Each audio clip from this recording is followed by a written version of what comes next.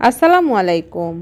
French fry সবার কাছে খুবই পরিচিত একটি খাবার। তবে আজকে আমি এই ফ্রেঞ্চ ফ্রাই শেয়ার করব খুবই ইজি ওয়েতে, কোনো রকম ভাপ দেওয়ার ঝামেলা নেই।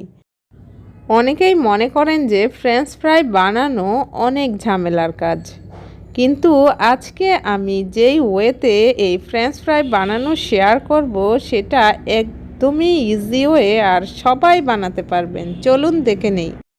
আপনি আমাদের চ্যানেলে নতুন হলে চ্যানেলটিকে সাবস্ক্রাইব করে অল নোটিফিকেশন অন করে রাখুন।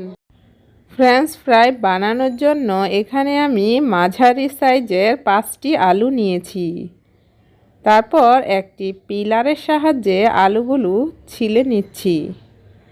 আলুতে কিন্তু প্রচুর পরিমাণে খনিজ পদার্থ রয়েছে, আর এই খনিজ পদার্থ বেশি পরিমাণে থাকায় আপনার ব্লাড প্রেশার কমায়।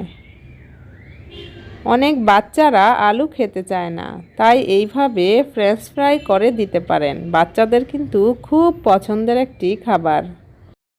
তারপর আলুগুলো ছিলা হয়ে গেলে খুব ভালোভাবে পরিষ্কার পানি দিয়ে ধুয়ে নিতে হবে।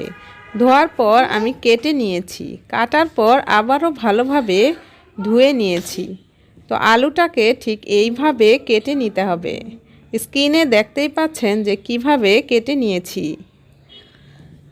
আজকের এই ফ্রেঞ্চ ফ্রাইটা একদমই ঝামেলাবিহীন কিভাবে তৈরি করা যায় সেটাই শেয়ার করছি। এখানে কোনো ভাপ দেওয়ার ঝামেলা নেই।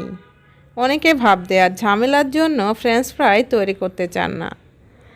তারপর পানিটা ঝরিয়ে খুব ভালোভাবে এখানে কিছু লবণ দিয়ে তারপর ভালোভাবে মেখে নিচ্ছি।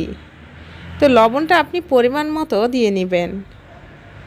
খুব ভালোভাবে মেখে নেওয়া হয়ে গেলে এখন আমি একটা কড়াইয়ের মধ্যে ডুবো তেল নিয়েছি। সেটা যখন তেলটা খুব ভালোভাবে গরম হয়ে যাবে তখন ফ্রেঞ্চ ফ্রাইগুলো ঢেলে দিচ্ছি।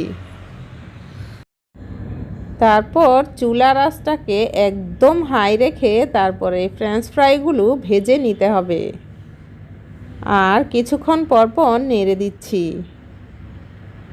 তো দেখুন এইভাবে গোল্ডেন ব্রাউন করে ভেজে নিতে হবে। নাড়ানোটা কিন্তু বেশি থামানো যাবে না, একটু পরপরই নেড়ে দিতে হবে, না হয় কিন্তু এক সাইড বেশি লাল হয়ে যাবে, আরেক পাশ হবে না। তো দেখুন ফ্রেঞ্চ ফ্রাইগুলো তৈরি। একদমই ঝামেলাবিহীন ফ্রেঞ্চ ফ্রাই তৈরি করে দেখালাম। আশা করছি আজকের এই ফ্রেঞ্চ ফ্রাইয়ের রেসিপি আপনাদের ভালো লেগেছে। ঝটপট বাচ্চাদেরকে বিকেলের নাস্তায় কিন্তু এই ফ্রেঞ্চ ফ্রাই তৈরি করে দিতে পারেন। বাচ্চাদের তো খুবই পছন্দ, তাছাড়া বড়রাও কিন্তু খুব পছন্দ করে এই ফ্রেঞ্চ ফ্রাই খান। রেসিপিটি ভালো লেগে থাকলে ফ্যামিলি এবং ফ্রেন্ডসদের সাথে শেয়ার করে দিতে পারেন। দেখা হবে নেক্সট রেসিপিতে। আল্লাহ হাফিজ।